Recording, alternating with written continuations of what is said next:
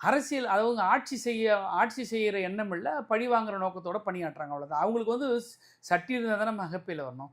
ஒரு கவர்மெண்ட் வந்திருக்கிறோம், மக்களுக்கு பணியாற்றுற நோக்கம் இல்லை அவங்களுக்கு. மக்களுக்கு பணியாற்ற நோக்கமாக இருந்தால் கவனம் அதில் போகும். அவங்களோட ஃபோக்கஸ் மைண்டெல்லாம் வந்து இந்த மாதிரியான சில்லற வேலையில் இருக்குது. அதனால் வேறு ஒன்றும் கிடையாது. அவங்களால ஒன்றும் சக்ஸஸ்ஃபுல் கவர்மெண்ட்டாக கொடுக்க முடியாது.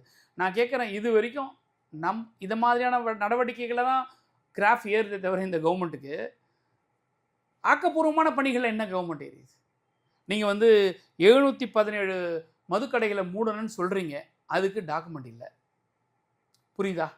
நீங்கள் பஸ் ஸ்டாண்டில் வந்து பஸ் ஷெல்டரில் வந்து க்ளோஸ்ட் அப்படின்னு சொல்லி போட்டு 717 மதுக்கடைகள் க்ளோஸ்ட் அப்படின்னு ஒரு சீல் போடுற மாதிரி, முதலமைச்சர் ஃபோட்டோ போடுற மாதிரி வெற்றி விளம்பரம் பண்ணுறீங்க.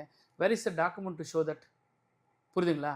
நீங்கள் அதே மாதிரி வந்து 2500 ரூபா நீங்கள் வந்து மாத உரிமைத்தொகை, மகளிர் உரிமைத்தொகை கொடுக்குறேன்னு சொன்னீங்க. அதை பற்றி இன்னும் ஒன்றுமே இல்லை. தேர்தல் வாக்குறுதியில் விவசாயிகளுடைய கடனை தள்ளுபடி பண்ணுறேன்னு சொன்னீங்க. அதில் ஒரு ஹம்பக்கு நாடகத்தை நடத்துனீங்க. குறு விவசாயி, சிறு விவசாயி 5 ஏக்கருக்கு உள்ள வச்சிருக்கலாம் முழுமையாக தள்ளுபடின்னு சொன்னாங்க.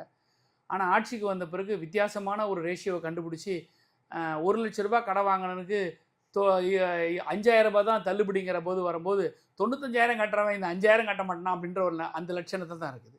ஸோ உங்களுக்கு கவனமெல்லாம் நீங்கள் ஃபெயில்டு அதில். அதனால் நீங்கள் என்ன பண்ணுறீங்க, மக்கள் மத்தியில் வந்து இந்த அரசாங்கம் இருக்குதுன்னு காட்டணும்னா ஏதாவது ஒன்று பண்ணணும். அப்போ திமுக தான் அதுக்கு வலுவுள்ள கட்சி. அவங்க ஏடிஎம்கேவை பொறுத்த வரைக்கும் அணைச்சிக்கிறாங்க, புரியுதுங்களா, க்ளோஸ் பண்ணுறாங்க. திமுக பலமான கட்சியாக இருக்குது. திமுகவை தொட்டால் தான் மீடியா அட்டென்ஷன் கிடைக்கும், திமுகவை தொட்டால் தான் மக்களுடைய பார்வை கிடைக்கும்.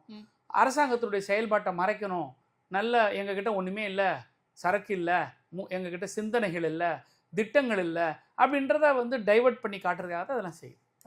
ஆச்சி மசாலா, எந்த சமையலும் ருசி தேடும் ரகசியம், 20 ரூபாய்.